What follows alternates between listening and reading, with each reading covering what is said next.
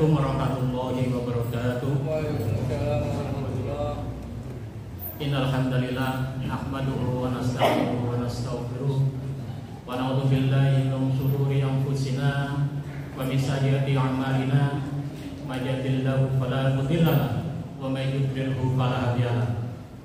Hamdan katsiran thayyiban mubarakatan fi. Asyhadu an la ilaha illallah wahdahu la syarika lahu wa asyhadu anna Muhammadan 'abduhu wa rasuluh. Qala Allah ta'ala fil Qur'anil Karim, a'udzu billahi minasyaitonir rajim. Ya ayyuhalladzina amanu in tansurullaha yansurkum wa yutsabbit aqdamakum. Al-ayat. Yang kami hormati Bapak-bapak, ibu-ibu, jamaah salat Isya dan tarawih Masjid Al-Mahdi yang dirahmati oleh Allah. Puji syukur senantiasa kita aturkan pada Allah, kita panjatkan kepada Allah, karena pada malam yang berbahagia ini, hari yang sudah melewati 27 Ramadan, insya Allah hari ini malam yang ke-28. Alhamdulillah Allah masih memberikan kita nikmat berupa nikmat umur, berupa nikmat kesehatan, waktu, sehingga kita semua dapat hadir dalam memenuhi panggilan Allah, yaitu melaksanakan sholat Isya berjamaah dan dilanjutkan dengan sholat tarawih berjamaah. Selanjutnya salam dan salawat semoga tetap tercurah ke uswah kita Nabi Muhammad SAW yang telah mewariskan kita dua warisan terbesar, yaitu berupa Al-Quran dan Al-Hadis. Bapak Ibu sekalian yang kami hormati, pada kesempatan ini sebenarnya yang tersusun dalam jadwal agenda di papan itu sebenarnya beliau Bapak Takmir, Ketua Takmir Masjid Al-Mahdi, Ustadz Huda. Namun karena beberapa hari yang lalu baru ingat, ternyata ada satu slot yang kurang. Satu slot yang kurang di hari yang ke-1, hari yang terakhir. Maka beliau mengamanahkan saya untuk menggantikan posisi beliau di hari ini. Dan Bapak Takmir mengalah di hari yang terakhir, hari insya Allah hari Sabtu malam Ahad. Bapak Ibu yang kami hormati, sesuai dengan apa yang saya sampaikan dalam mukadimah tadi, bahwasanya Allah berfirman di dalam Al-Quran surat Muhammad surat ke-47 ayat 7 yang berbunyi, A'udzu billahi minasyaitonir rajim. Ya ayyuhalladzina amanu in tansurullaha yansurkum wa yutsabbit aqdamakum. Dari ayat ini mungkin Bapak Ibu bisa menyimpulkan atau mengetahui tema yang saya angkat pada malam hari ini, karena ini ayat yang populer, yaitu ayat yang berhubungan dengan seruan Allah untuk menolong agama Allah. Di situ Allah menandaskan, ya ayyuhalladzina amanu, memanggil orang-orang yang beriman. Jika kamu menolong Allah, maka niscaya nanti Dia, Allah, akan menolongmu dan meneguhkan kedudukanmu. Dalam ayat ini hadirin, sebenarnya bukan zat Allah yang kita berikan pertolongan, bukan. Karena bagaimanapun juga Allah merupakan Sang Khalik, pencipta alam semesta ini, pencipta kita yang diseru untuk menolong agama Allah. Jadi di sini yang dimaksud dengan menolong Allah tentunya yaitu agamanya, yaitu agama Islam. Agar apa? Agar selalu eksis, agar selalu jaya di setiap waktu maupun hingga akhir zaman nanti. Oleh karena itu hadirin,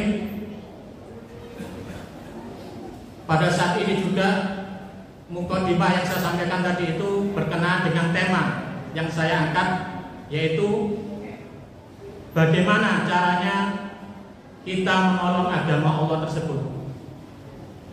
Jadi mungkin ada adik yang mau menulis temanya, cara menolong agama Allah.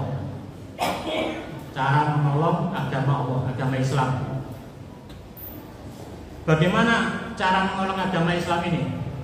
Setidak-tidaknya dari yang sudah pernah disampaikan oleh Allah kepada saya, maksudnya kepada saya itu yang sudah saya ketahui dari ilmu yang saya peroleh dari para ustadz ataupun para ulama ataupun dari guru saya atau yang bisa dikatakan murabi atau ustadz, bahwasanya ada 3 cara yang sekiranya harus dilakukan oleh kaum muslim yang mengaku dirinya beriman. Yang ketiga cara tersebut tidak bisa lepas antara satu dengan yang lainnya. Tidak bisa lepas hanya cara pertama saja, tidak bisa lepas dari cara kedua saja, tetapi harus berhubungan antara cara satu, cara yang pertama dengan cara yang kedua dan cara ketiga. Ada keterkaitan.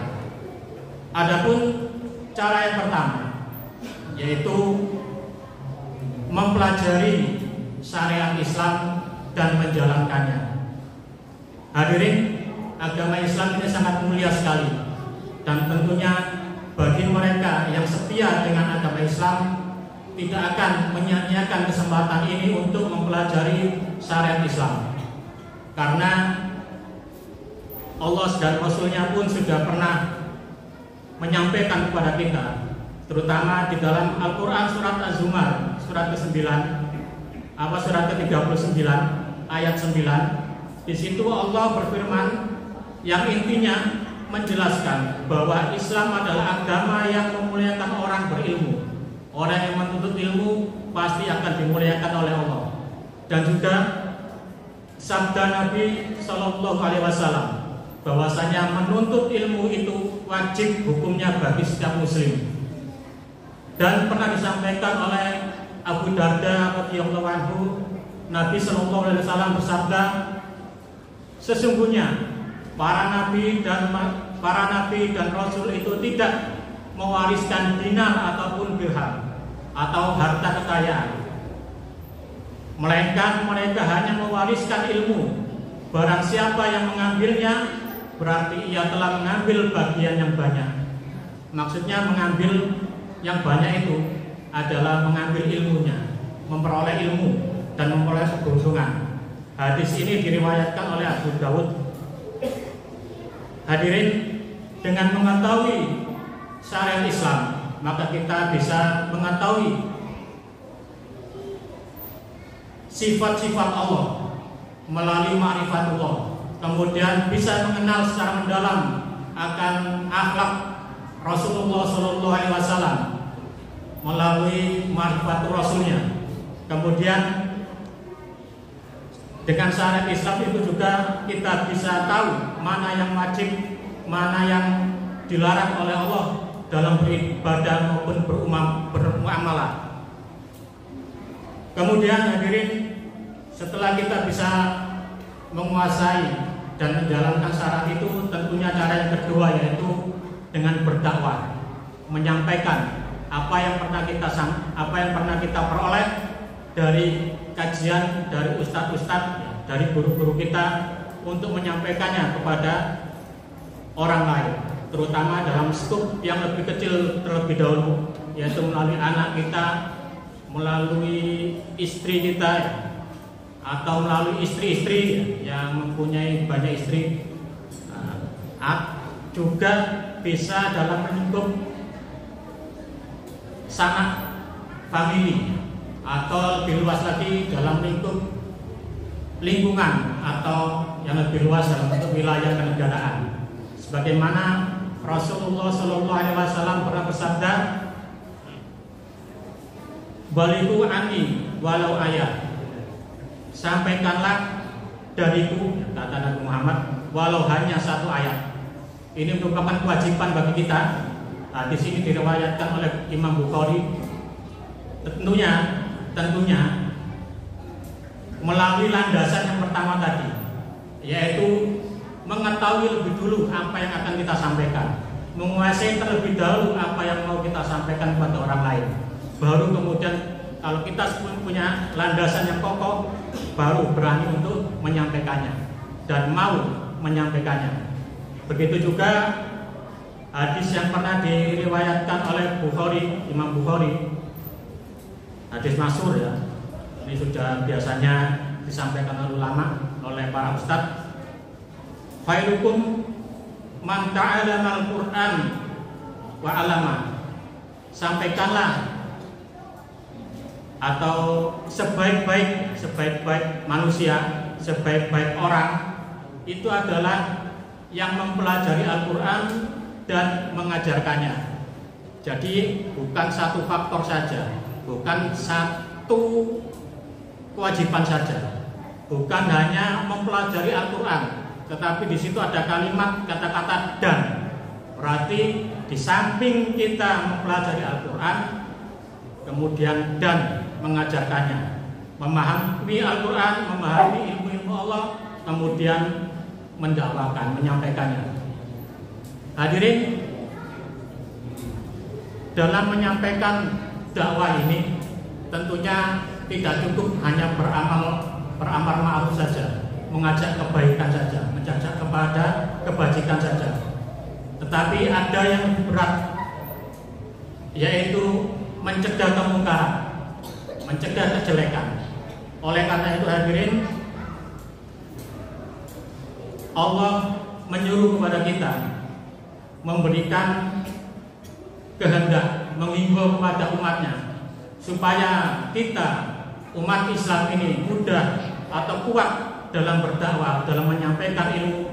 Hendaklah ada sekelompok orang, ada segolongan yang mau menyampaikan kebenaran maupun mencegah kejelekan itu.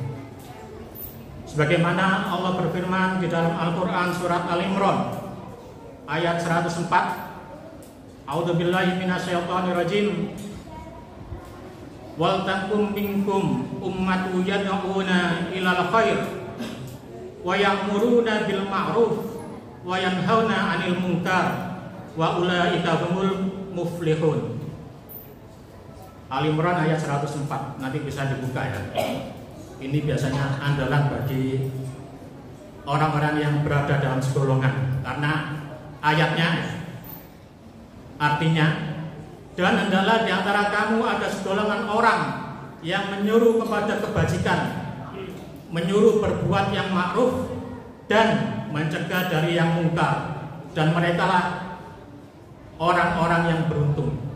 Jadi apabila kita ingin beruntung dalam menyampaikan kebenaran, menyampaikan kebaikan, mencegah kejelekan, maka dianjurkan oleh Allah untuk membentuk suatu golongan, untuk membentuk suatu perkumpulan, atau membentuk suatu organisasi, atau membentuk suatu perserikatan, bahkan dalam lingkup yang besar, yang luas, boleh membentuk suatu partai, yang mana tujuan yang utama yaitu yang ada di dalam Al-Quran surat Al-Imran 104 ini, yaitu menyuruh berbuat yang ma'ruf, mencegah yang mungkar, sehingga nantinya apabila kita berdakwah bersama-sama akan menunjukkan, akan mendapatkan kekuatan, tidak mendapatkan pengaruh atau bisa menggoyahkan jiwa per individunya.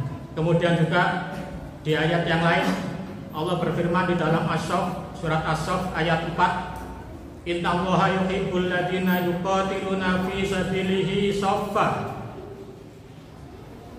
ka'annahum bunyanun marsus, yang artinya sesungguhnya Allah mencintai orang-orang yang berperang di jalannya dalam barisan yang teratur. Barisan itu berarti lebih dari satu orang. Mereka seakan-akan seperti suatu bangunan yang tersusun kokoh.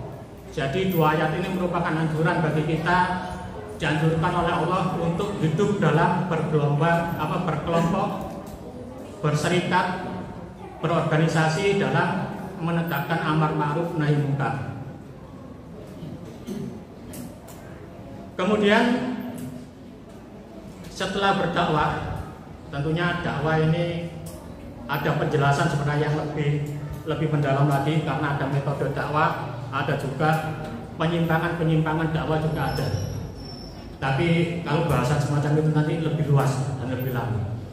Kemudian cara untuk menolong agama yang ketiga, menolong agama Islam yang ketiga, yaitu berjihad. Jihad ini kalau di dalam Al-Quran, kalau dipenggal, diturunkan kata demi kata, itu ada sekitar 41 ayat di dalam Al-Quran yang menjelaskan tentang jihad. Ada sekitar 8 ayat Makkiyah dan juga 33 ayat Madaniyah. Bisa jenengan bayangkan, 8 ayat Makkiyah, 33 ayat Madinah, yang diturunkan di Madinah. Jadi kalau kita mempelajari Sirah Nabawi, perjuangan Nabi yang banyak itu ya pada saat di Madinah. Di dalam Al-Quran surat As-Saff tersebut, Allah berfirman,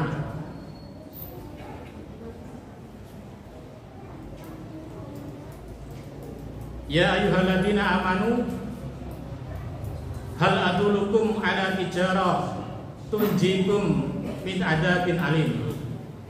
Kemudian selanjutnya di dalam Al-Quran surat yang sama, yaitu ayat 11, Allah melanjutkannya, tu'minuna billahi wa rasulihi wa tujahiduna fi sabilillahi bi amwalikum wa anfusikum dzalikum khairul lakum in kuntum ta'lamun.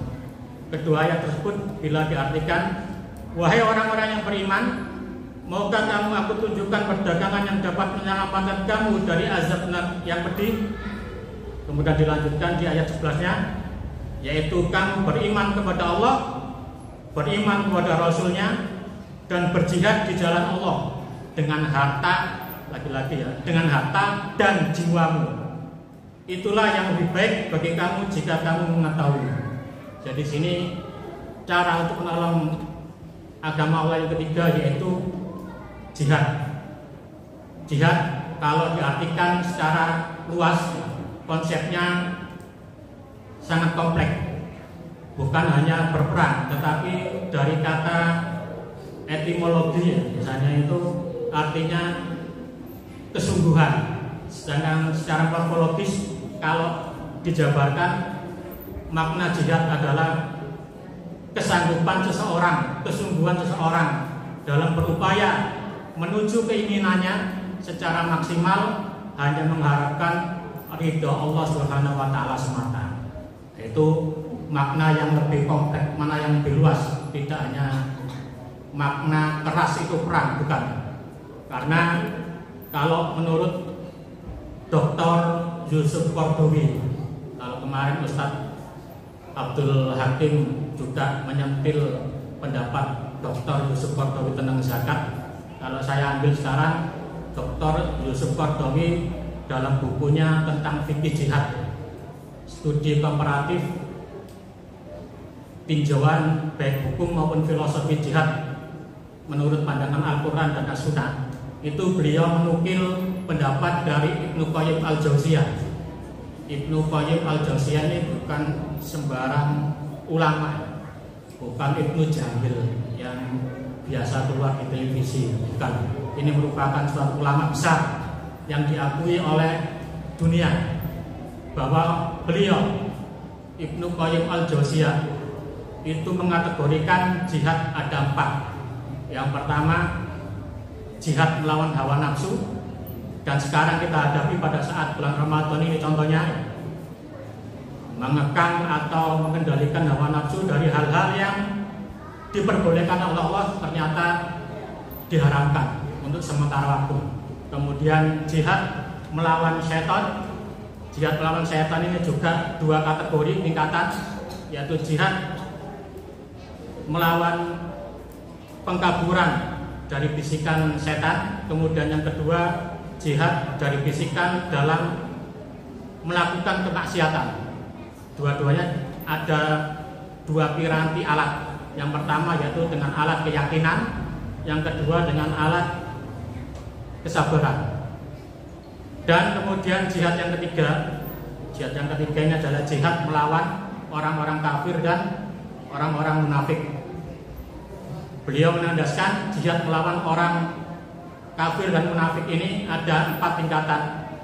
Yang pertama yaitu dengan hati, yang kedua dengan lisan, yang ketiga dengan harta, dan yang keempat dengan tangan atau kekuatan. Jihad melawan orang kafir sendiri yang utama yaitu melalui tangan atau kekuasaan, sedangkan jihad dengan melawan orang-orang munafik yang diutamakan adalah dengan lisan, dengan dakwah, dengan diskusi, dengan argumen. Kemudian jihad yang keempat, yang terakhir, yaitu jihad melawan orang-orang zalim, kedzaliman. Jihad melawan orang-orang yang zalim ini, kata Syekh Ibnu Qayyim, melalui 3 tingkatan. Yang pertama melalui tangan atau kekuasaan, yang kedua melalui lisan, baru yang kemudian apabila yang pertama tidak bisa, kedua tidak bisa, baru kemudian dengan selemah-lemah jihad, yaitu mendoakan dalam hati. Demikian hadirin apa yang bisa saya sampaikan, yaitu 3 cara dalam menolong agama Allah, yaitu mempelajari syariat Islam, kemudian mendakwakannya.